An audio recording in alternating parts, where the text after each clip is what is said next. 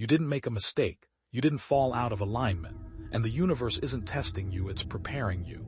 I know it feels heavy when everything seems to be collapsing at once, when the plans you trusted dissolve, when people you leaned on drift away, when the foundations you built begin to crumble quietly beneath you. It's disorienting, it's painful, and it makes you question yourself.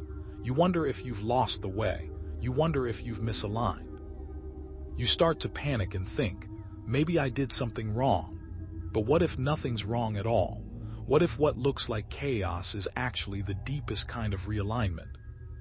What if the delays, the detours, the dissolving pieces are not punishments but sacred recalibration?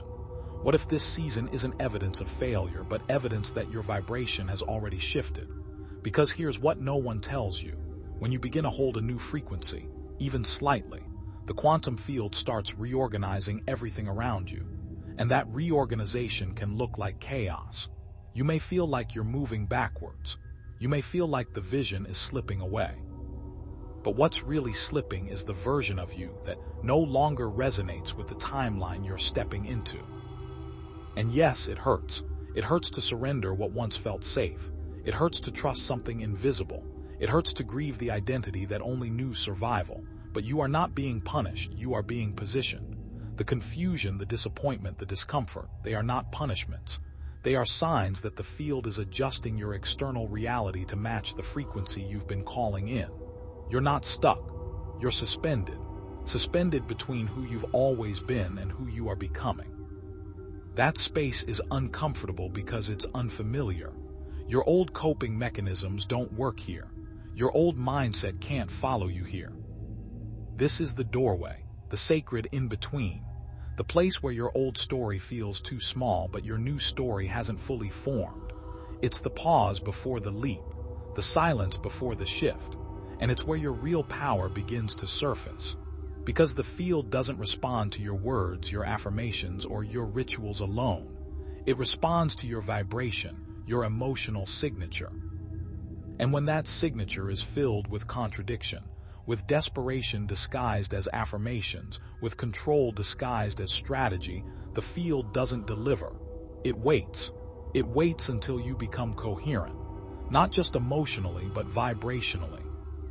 That's why nothing seems to work when you're trying too hard, because trying in energy is often resistance in disguise. You're not supposed to force your way forward.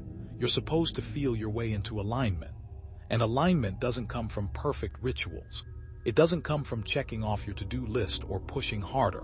It comes from becoming still enough to notice where you're leaking your power, where you're doubting yourself, where you're outsourcing your peace to a future moment that hasn't arrived yet. That's where preparation begins. Not on your vision board, not in your journal, but in the stillness beneath your striving. In the breath that says, even if I can't see it yet, I know something is shifting. So what if this isn't a delay at all? What if this exact silence is the moment your frequency is stabilizing into a new reality? What if this emptiness is not absence but space being cleared so the life you've asked for can finally arrive? The pruning before the bloom, the detox before the embodiment, the space where the real you emerges, the version who can hold the life you've been asking for without collapsing under its weight. That's not a test, that's trust in action. That's the field reflecting your readiness. And yet this stage rarely feels magical. It feels raw, lonely, and uncertain. But that's because you're not just letting go of outcomes. You're letting go of emotional blueprints. You're letting go of the part of you that believed effort equals worth. The part that thought stillness was weakness. The part that only knew how to feel safe through control. That part doesn't leave quietly. It clings. It resists. Not because it's wrong, but because it's scared. Its only job was to protect you. But protection isn't what you need anymore. What you need now is trust. The universe doesn't send tests to measure your worth. The quantum field doesn't punish. It reflects. It listens. It reorganizes. When your vibration shifts, everything that doesn't belong begins to dissolve, not out of cruelty, but out of coherence. You're not losing what's meant for you. You're losing what can't follow you. And yes, that dismantling looks like chaos. It looks like relationships fading, opportunities collapsing, timelines dissolving. But those are simply structures built on an old frequency. And when that old frequency is gone, those structures cannot stand. This is why manifestation often feels like it comes after the storm, not before it. Because the storm shakes loose everything you would not have released on your own. It clears space. It purifies your signal. And once your signal is clean, once your vibration is stable, the field has no resistance. It doesn't hesitate. It reflects. But until that coherence settles inside you, the field waits. It waits for your frequency to stabilize.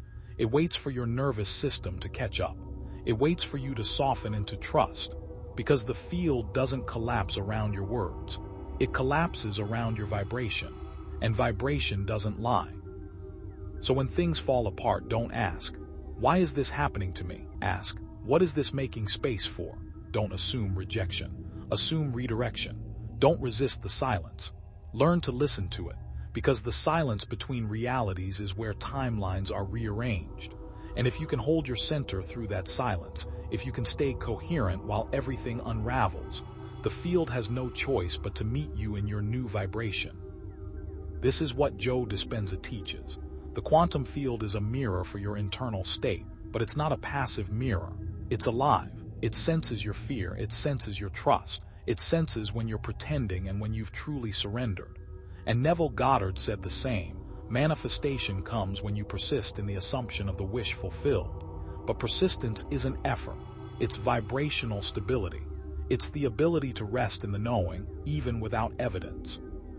So if you feel like nothing is moving good, it means something deeper is aligning. It means the surface is quiet because the foundation is shifting. It means your system is learning how to hold the new without collapsing into the old. That's what this silence is. Not emptiness, not punishment, preparation. The question isn't, when will it happen? The question is, can I hold the vibration of trust long enough for reality to catch up?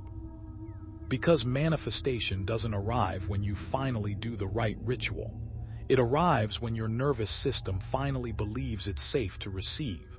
That's when reality bends. That's when the field responds, not out of obligation, but out of resonance. So if things feel slow right now, if it feels foggy, heavy, or uncertain, trust it. You're not being tested. You're being trusted. You're not being punished.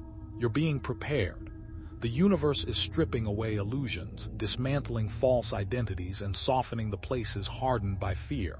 It's not asking you to survive anymore. It's asking you to receive. And receiving doesn't come from effort. It comes from coherence. It comes from neutrality. It comes from no longer needing the outcome to prove your worth. Because when the outcome no longer defines you, that's when it arrives.